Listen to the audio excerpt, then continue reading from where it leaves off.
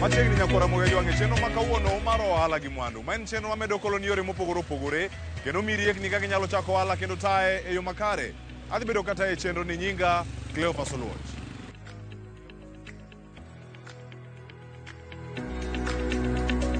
Kawuono mesa mar ohala gi mwandu nyakora moyo jwange yaonwa kae kod ja ohala mabende tweng'o e Kariobangi North Market ma en Paul Mark Dibogo.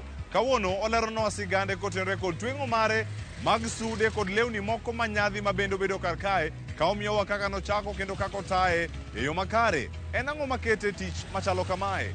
Paul Mark Dibogo mano mar Mark Suits Creation kawuono ema chakonwa chenro ni mar ohala gi mwandu ka warango riekni gi maling'ling mopondo mantiere e ohala ni.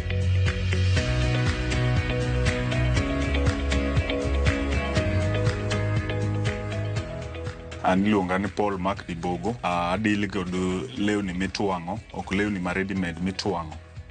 Koro kae biashara ni nachake sani wadhi higni 4 koro mahika mar 4.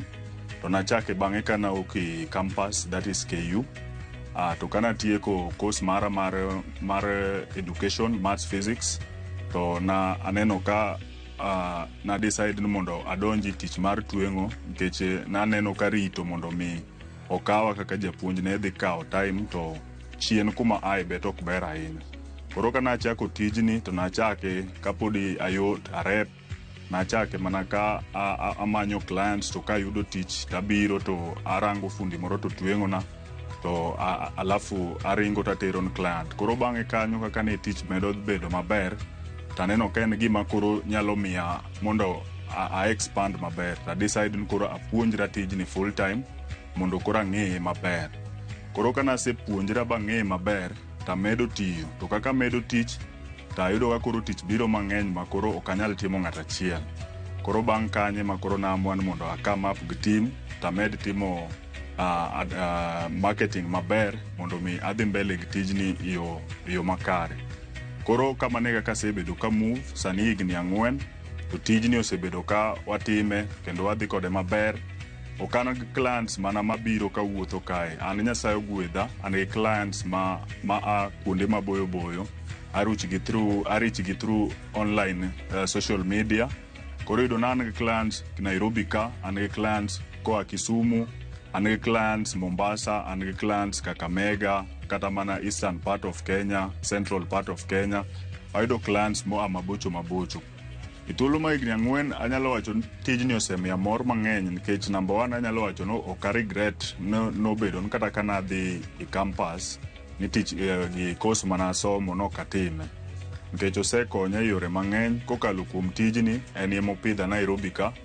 Podi kokalo kuom tijni osekonya gi capital maseyawo go biashara moko mopogre kod mae mar tweng'o. Sani samowuoye ni nitie project matimo kokalo kuom tijni asenyiewo lo, sani agedo dala, agero my own home mana kokalo kuom tijni. Koro anyalo wacho ni tijni osetimo na gik madongo mabeyo ma ok anyal chare kaka tweng'a. En tich man go profit maber to mana kitime kod discipline.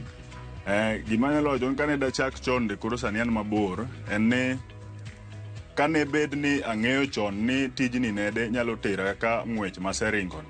Kata samoro time moro mane akawo kani campus cha ne da focus koni but pod ok anyalo wacho be ne a waste time na ahinya nikech mano be gima osemedo miya experience kod rieko mar interact kata mana gi clients moko mabet waluongo gin high end clients nikech karomo kata ng'ato kaka MP kata mana minister at least knowledge cha konya mar mondo mi warizono ka ng'ama be odhi school kaka gibe gin joma bet odhi school. Koro ne bet na nyalo chake piny kacha chon kapok adhi campus di koran mabor but pod ok regret ahinya. Gima nyalo wacho mokwongo na an kaka jo ohala nitie rule achiel ma na amua na atiyogo ni katimo ohala nyaka bed ready ni samoro nyalo yudo lal to samoro be seche mabe season oyiena ta aloso profit. Koro ok ni seche duto aloso ga profit. Nitie seche moko ma abedo kod lal kata nyalo twang'o ne ng'ato law, ng'at man mabor to duogo wacho na ne law ni kalure gi kaka itwang'e ober lakini measurements ok odonjo.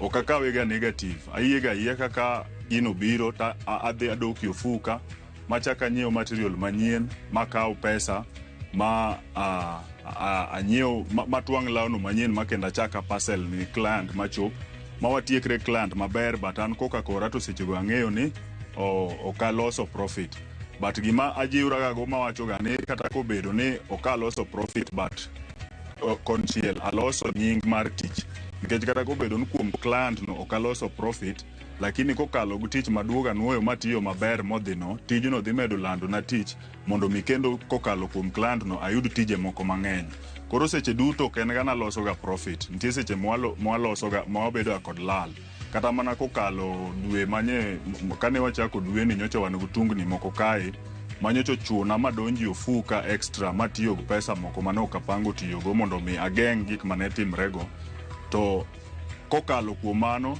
anyalo wacho ni bet aduogo chien ki lal lakini kolure na mitigate gik mane timrego podi biashara ni stable to kendo wadhi mbele gitiyo koro seche to ken mana yudo ohala kende lal benti ohala ina ni ka nyalo advice kata ka nyalo wuoyo kalure gi experience man go mi mondo ng'ato ochake number 1 anyalo wacho no dwaro ni bed ng'ama jaratiro ng'ama discipline be kalure gi yuto mi go pesa miloso kokalo kuom ohala ni koro kisebedo ng'ama jadiera ma kata kapo ni yudo client moro achiel ti itiyo ne tich maber to bang' kanyo ibro yudo ka kokalo kuom client no ibro chaki yudo kendo moro kendo ichaki yudo moro kamano kadhi koro number 1 nyaka ibed ng'ama discipline to kendo ng'ama jadiera and then number 2 awacho ni gaji pile ne pesa miyudo no onge ga pesa matin to onge pesa mang'eny nikech nyalo yudo ka samoro ng'ato wacho ni ng'ena nadona chako ohala lakini aonge kod capital koro yudo ka samoro jomoko ringo ng'ato dhi kawo loan lakini ng'eni nyalo kata kawo loan kata ng'ato nyalo mi 1 million sani to ka ionge kod strategy kaka idwa tiyo gi pesa no pod idhi yudo ka pesa no kudhi konyi koro kata ibed mana gi pesa matin to kijipanga kode maber tichaka one step at a time tibro yudo ka with time idongo ohala michako matin maber nikech samichake matin cha kodongo ti at least katibe king'iyo chien tiwacho ni nyoro nya chake ka kawuono at least an kae kata an minena kawuono kuma ntie ni kae kok mana chake nachaka chaki workshop kuma ntie charan to ntie gimoro amora kanyo makanye kuma client bire kanye kuma ipime client kanye mwawuoye kanye wa discuss everything matwang'ela but sani Nyasaye asebedo kaneno ka dongra step by step makoro sani achopo kuma yudo ka an kodo kame en office ma clients bire to ntie workshop kumitweng'e koro ok na achaka dichiel kaka ntie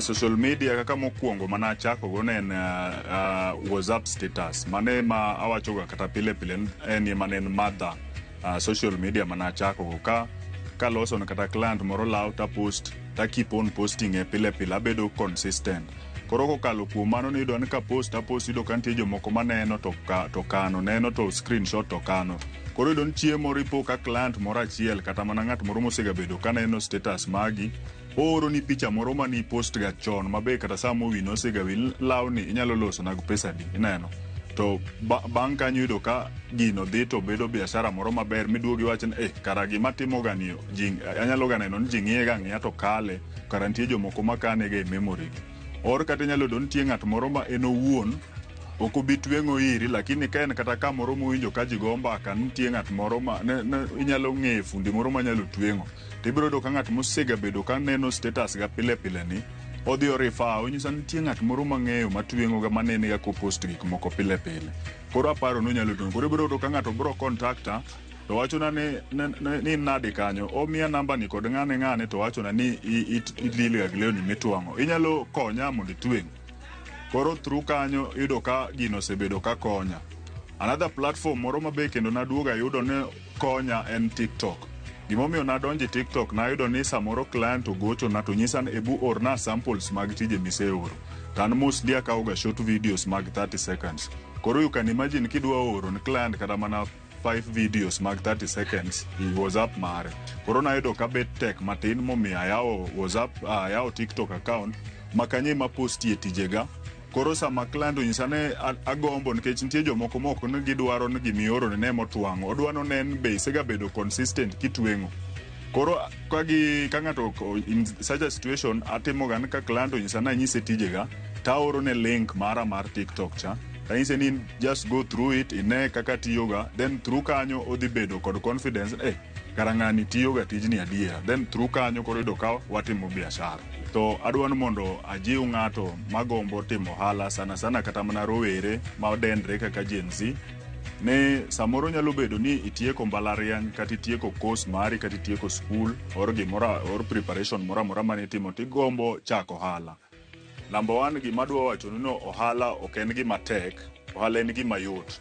Lakini ohala dwaro discipline. Ohala en gima dwaro ni kichake kata mana ken uso njugu to kiyudo profit mar 100 shillings to ichamo 20 tikano 80. Yani pesa misavo bedo mang'eny mohingo pesa ma ichamo. To kokalo kuom mano ibro yudo ka kimedo save pesa no te ka kimedo dongri ma kochopo kamoro to iyudo ka kendo inyalo kawo pesa no michaki imed go stock mondo i expand. Aka ibro bedo kibedi na position ni nyalo neno ni nitie dongruok yo ohala mitimo. Koro ohala dwaro ng'ama discipline to ng'ama beja adiera. Kaka koro king'iyo tijwa mwatiyo mar tweng'o ni iyudo no ndalo mang'eny osega bedo kiwacho ni joma tweng'o gin joma jomriambo, gin joma kata kaponi imigi lawn gi twang'ni to ogionge kod adiera.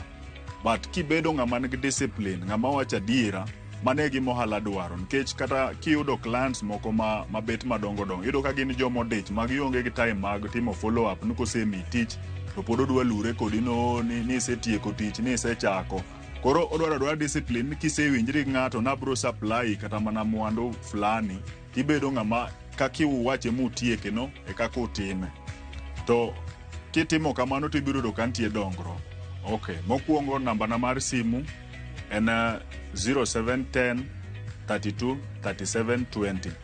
0710 32 37 20. Kibiro social media handle ma ayudra sana en TikTok. To TikTok kacha wadendre kaka Mark Suits Creations. Oken Mark mar MARK en MC Suits Creations. MC Suits Creations. Mane social media handle mar TikTok.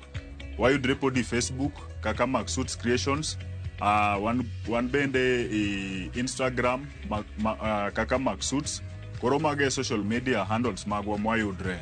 To kidwaro yudowa physically wan kamidendo kati chiro miluongo ni Kariobangi North Market en off Outer Ring Road. Kiwuok town kibiro Thika Road kichopo Allsops timako Outer Ring Road to ibro yudowa ichiro kama ondik ni Kariobangi North Market. Kanye kama wayudra stall number marwa office wanintie en 617 kakichope tibro yudo ka idot kanyo nitie bana marwa ma Mark Suits Creation.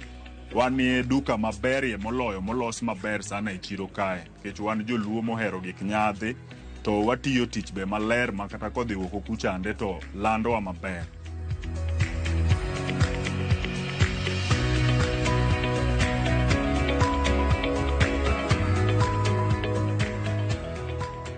Bang' winjo sigand Paul Mark Dibogo nyakora mogejwang' en kinde mwakawe yweyo wa masani e chero ni mar Ohala gi Mwandu. Gawaduogo kod ja ohala mar juma.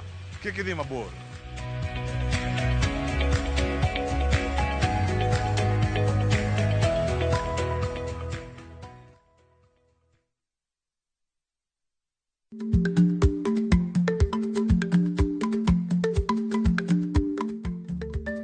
Dhako muol kadonjo, matiende ni, bedo ni ng'ato ling' e kinde ma owendo, ok ofulo ni omuol. Samoro en kod kido mamoko.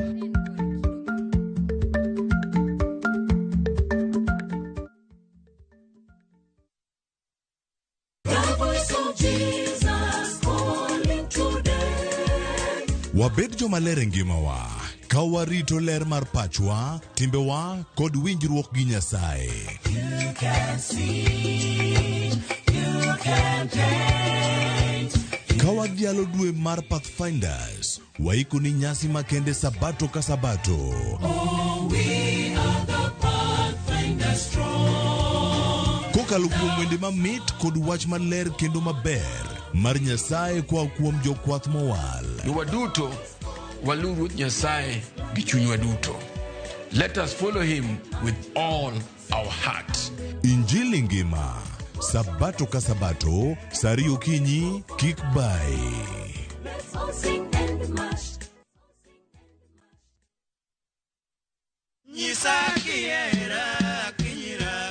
Ne en chuny benga e ndalone, kendo wende nene kelo mor, mit gilo e chuny johera mag thumbene. Kona nyola ng'ama ong'e mang'eny mohero weche moko mag mon. Kido mar oyuma moro ma ji kwakore to ji wacho oyuma to ka to ji yudre e yore mag dwanyruok yom kacha. Kata kamano, e toku mani, misigo mapek ne rite. Naromo gi tuo mar mobedo kuoma kuom higni mang'eny kapok achako muonyo ya. To mana kaka e muma, Saulo noyudo lokruok mobedo Paulo. Oyier Simba J ne oyudo nying manyien mar brother Haron Peter Oyier Simba J Mowar. Ma tok yudo lokruok mar chuny kendo nyuol manyien. Wan joneno ma kage nyinge mag duong' mag pinyni to da luongora ni jayalo to ok adwa miyora nyinge no nikech gima timo winjo nyis ng'ama an. Tich abich ni e chenro mar ng'ejo thumbewa e Ramogi TV kochakore sari okinyi kendo wanuoye ngeso saa 5 onyango kitae gi Solomon Atito Kafaya. Kik bai.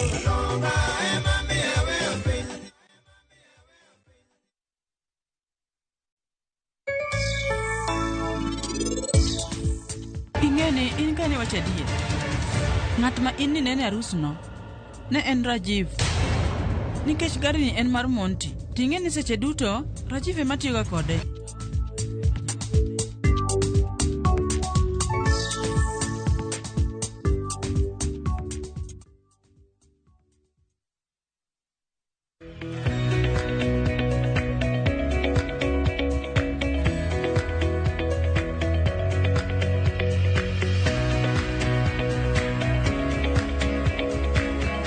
Arwakini machini kendo nyakwara mugejo wange chenro ni mar Ohala gi Mwandu kendo en mor mara ni podi kete chenro ni arno wachaki nyaka sani makoro waduoge tielo ni mar ariyo kama dhi menyo ni ja ohala mar juma to motelo ne mano ng'eni nyalo tudri kodwa achiel kachiel kokalo SMS line wa ma en 2360 kata mbui mar Facebook idwa gi nying mar Ramogi TV kachiel koda kamano mar YouTube imiyo paro kod riekni mopogore opogore kaka wanyalo bero chenro ni mar Ohala gi Mwandu.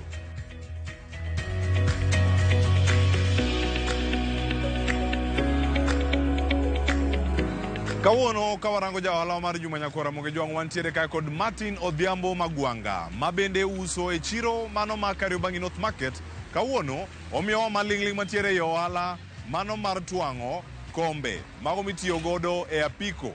Nyakora majong magi neno ga kaka okuogi mabecho e apiko dosi kendo orwakne yo makare to gin kata mano kende otwango nyaka mago mag leather mago matingo laptop, bags minyalo dhigo e sikul mag jopuonjre e kin gik mamoko. Mathoth ahinya mantiere karka kawuono wayudo tich mare mosebedo kaka otimo kuom kinde. To ahinya moro ma oyudo e tijni achiedh nade magi mantiere to ere kaka okadhogi mobed kaka johala e kar chiro ni ma Kariobangi North Market.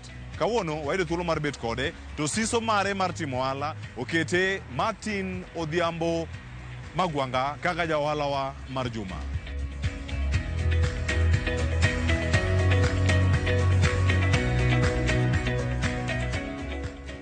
An iluonga ni Martin Odhiambo Magwanga. An jawa sweta Homa Bay County, Jakarachuonyo. Oyugis to town. Koro ohala matimo kaendi an Kariobangi North Market. Ohala matimo ka en sani tatwango pikipiki. Deal gi covers mag pikipiki. Anyalo twango Bible covers. Anyalo twango bende bags mag schools kata ma ng'ato nyalo dhi godo wuoth. Bende anyalo loso. Molo mago chien kocha ne atimo mar wuoche. Ema nasomo. To koro mos kaka koro piny biro, jo pikipiki biro, tije mamoko biro koro alokora mana matin kodgi kamano kamano. Lakini wuoche te mana somo, wuoche mag back to schools anyalo twang'o kata ma ng'ato nyalo dhigo kamoro, mage mana somo. Ohala ni korka wuoche to na apuonjora 2011 to asedhi kamano, koro kaka adhino e kaka pikipiki be kobiro to apuonjora kamano makora gik kama kora gike. Sani kora anyalo twang'o bag, anyalo twang'o bible covers, bege mag minegi anyalo twang'o chest guard ma jo pikipiki rwako mondo geng'negi koyo. Anyalo twang'o mano. Gima miya chiew tijani awinjo kaere gi chunya, kendo ka chung gokinyi osekelo lokruok e ngimana, nikech debed ni onge tijni dikoro aonge Nairobi. En ema chame, en ema chulo kode ot, yani ngimana duto te en ema dak kode. Alafu gima miya kendo meda chiew jo customer mag pikipiki gin jok moko ma ohero lweta kata gima loso bero negi, kendo samoro kata ka achiew gokinyi samoro gine ma gichiewa gi simu, gigochona ginyisa ni to watimo nang'o, gima ni weyo nacha bindi loso, samoro kata nowena tich moro onyalo mondo gochona. Koro samoro chuna na chung gokinyi mondo kobiro to yud kasetieko ne tijeno. Changamoto manitiere anyalo wacho ni samoro en ni tiyo ne customer, ng'isi noduogo samoro koweni kata deposit, alafu timang odhi kamano, koro koduogo gicha be twang'o, samoro koro king'iyo expenses mag materials koro chungo. Lakini an gi advantage nikech en gima otke, kata ng'at machielo be nyalo duogo garaka to wacho ni ketna ma, koro inyalo keto ne mano. To bende changamoto machielo bende inyalo miyo nikech sekta mar boda ka kata mar pikipiki ka nitiere jok ma wakoche jende, koro samoro ka obiro to already en mkora, koro temo mondo miyo kata samoro kwali, samoro idhi twene kata gimoro parking kanyo kata idhi loso ne gino, to kiwede kaka mathin tiyudo ko oseringo nyaka gi balance mono dong' cha nyaka gi tools gigo miwego kanyo odhi godo te. Koro mago tok pod ok buogo, walamo mana Nyasaye ni ka Nyasaye oyie to wachak wadhi adhiya mbele.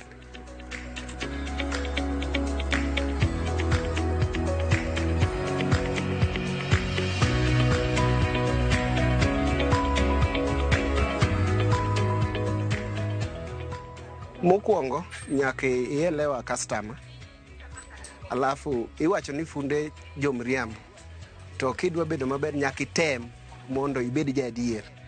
Kata miriambo nyalo juki nikech funde miriambo nyalo juki. Anyalo wacho ni kaka wan funde miriambo juko wajuka, nikech samoro ikawo mar ng'ani ichak ikawo mar ng'ani eka imed gi mar ng'acha bende kata gin ji adek eka pesa cha rom.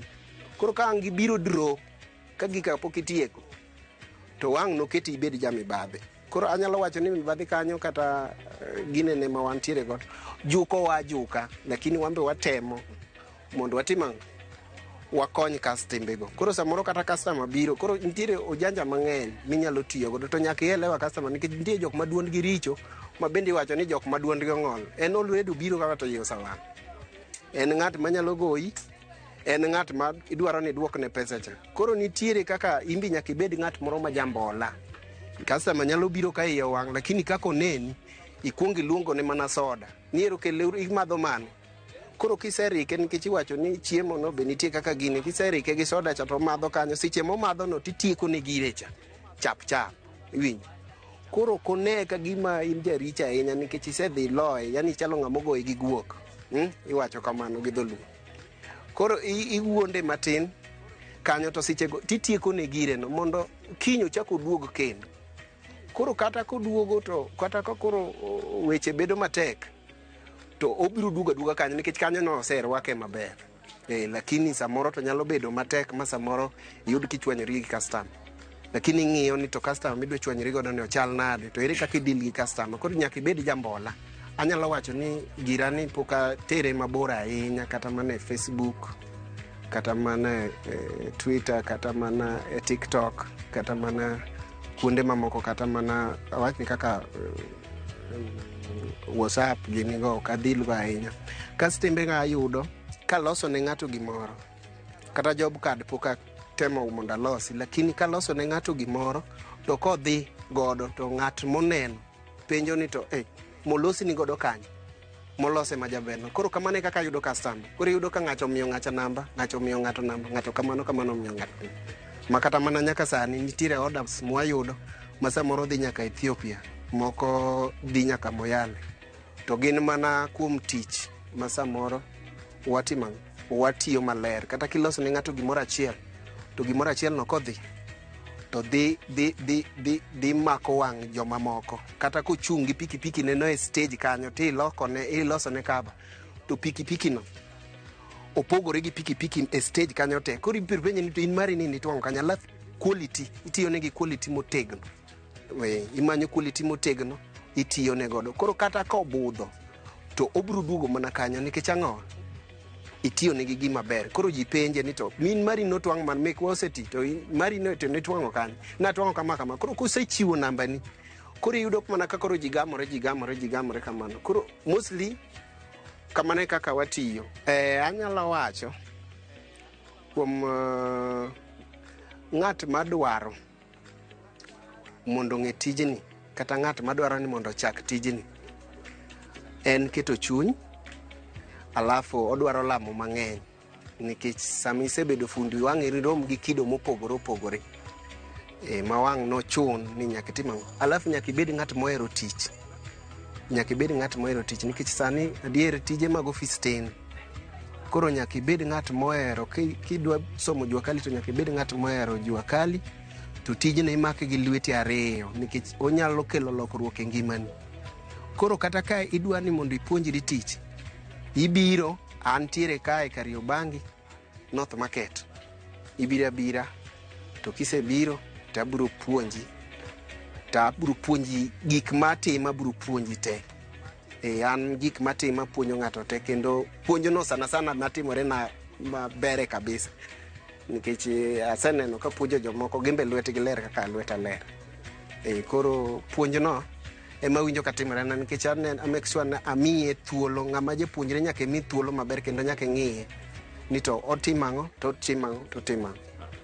To ka gimoro okethore bende ok imorne ahinya, nikech nitie jok moko mabe chunygi thin already, kaka ojende matinde gi chunygi thin ma ki buoge matis kama, nikech tinde ting'eni ka del nosegol e sikul kucho, tinde kata mana jok mipuonjo jua kali ok goga kaka chon.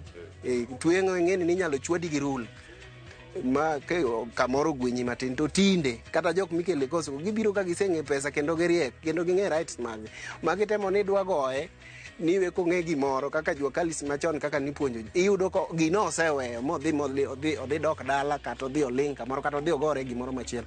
Koro gin jok moko mibembeleza, to kiseneno kodwa ng'eyo tich ma koro nyalo konyi, nyaka ikaw kata gimoro, kata mana 50 moro, kata mana 100 moro, kineno kutiyo maber, ikete lwete mondo miye obed motegno kendo oher gino. Koro ka en Kariobangi North Market, ng'ama dwara to nyalo soko wani to ng'ere ni soko mawe. Jok ma samoro dak machiegni, kata jok ma ong'e ni soko mawe. Koro kae ma wantiere, ane stall number 512 512.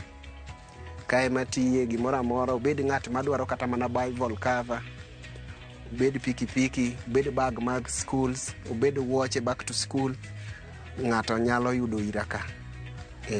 Kod material ma sani auso. Chon nok ausi, lakini sani namedo, koro nyalo uso materials. Ng'at madwaro materials ma nyalo twang'o, kata en fundi, onyalo biro ta uso ne bei maber kabisa. Koro namba mar sim minyalo yudago en 0703 127 491.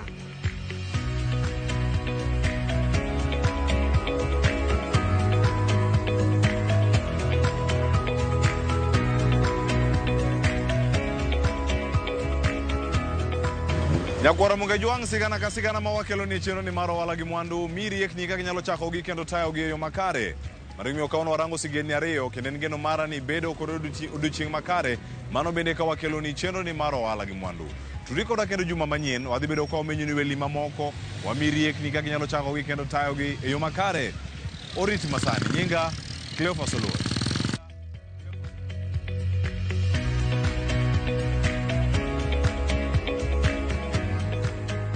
Mondo mi ne chenro ni kod mamoko mag Ohala gi Mwandu. Donje viewsasa.com.